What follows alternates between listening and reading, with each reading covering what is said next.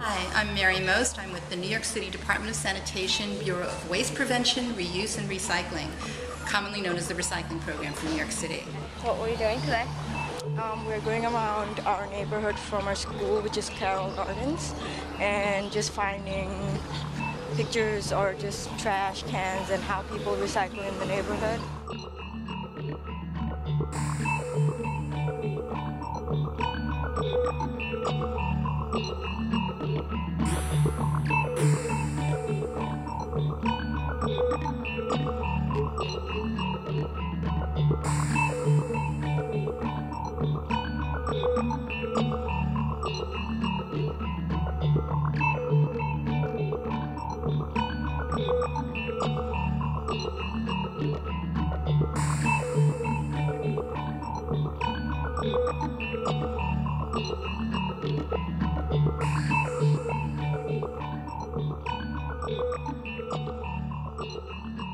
We are in Brooklyn. We're at the school, Brooklyn Collaborative Studies. We're working on a film project, and we're trying to figure out things about our environment, Such as infrastructure, where our garbage goes, and where our water comes from.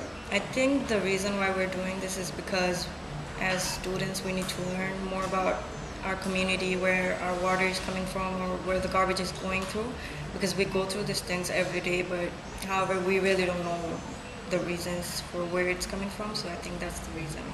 I don't really want to know where the garbage goes.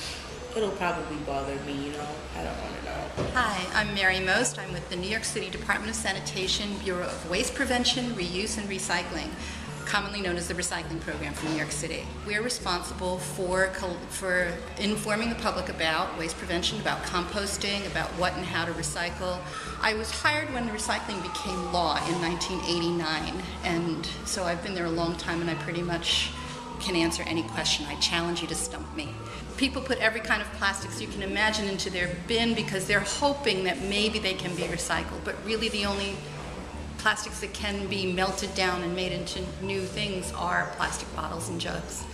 One of the things that we are constantly faced with in waste management, which is in New York City Department of Sanitation, is that producers are creating materials, are creating items, and they're not thinking about the end of life of that product. So you'll have somebody packaging Lunchables with, I'm sure you've seen these, with mass quantities of packaging materials to get at a small quantity of something that you would actually consume.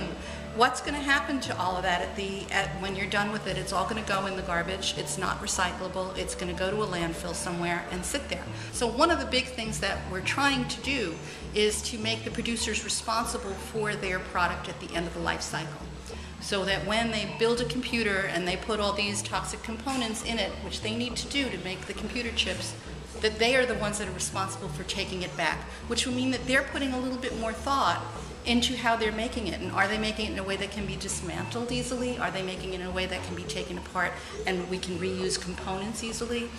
Rather than just creating things and sending them off into the public and then letting the public worry about what to do with it. Yes, I was interested in the environment in high school, and I was helped do teach-ins on the very first Earth Day in my high school. I was 15, 16 years old, and I was living in New Jersey, and we did teach-ins for Earth Day, and we did, at that point the Hudson River was so polluted that if somebody fell into the Hudson River by accident, they would rush them to the hospital. Now you go kayaking in the Hudson River. So I think the environmentalists have had enormous effects. And what is the process of recycling is we have in a dual stream, so there's one stream that has just paper.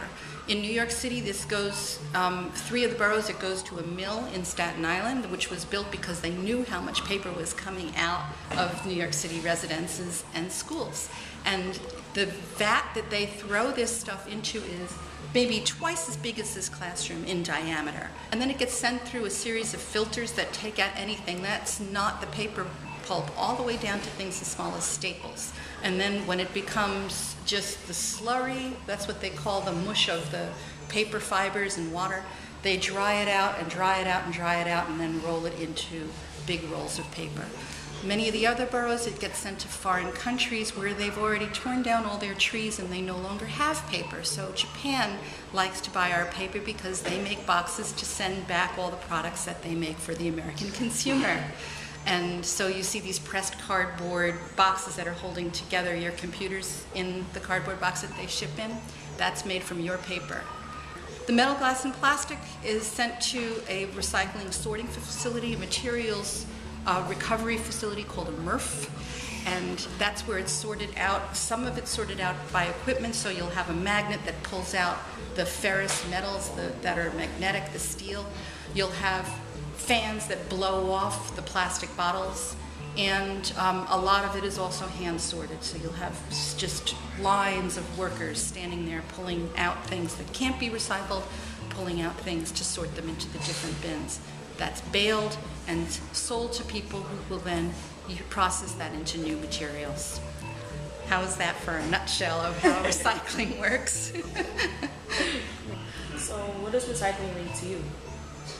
It's a way to conserve natural resources so that we're not strip mining our mountaintops to get at more metal and throwing metal out in the garbage, so that we're not drilling and hydrofracking and trying to replace our ancient reserves of petroleum in order to make more plastics. That it's a part of a three-tiered system of waste prevention, reuse, and recycling as a way to prevent waste. I'm seeing that there's an increase in awareness and an increase in as people want to reduce your carbon footprint and want to do more, that there's more and more of an interest in recycling and in composting, and that's very encouraging.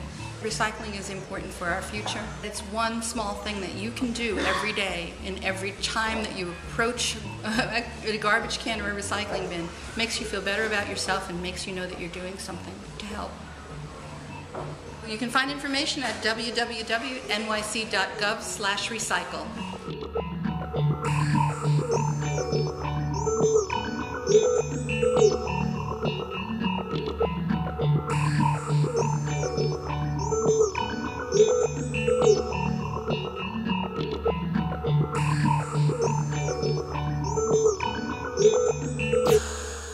You should know this.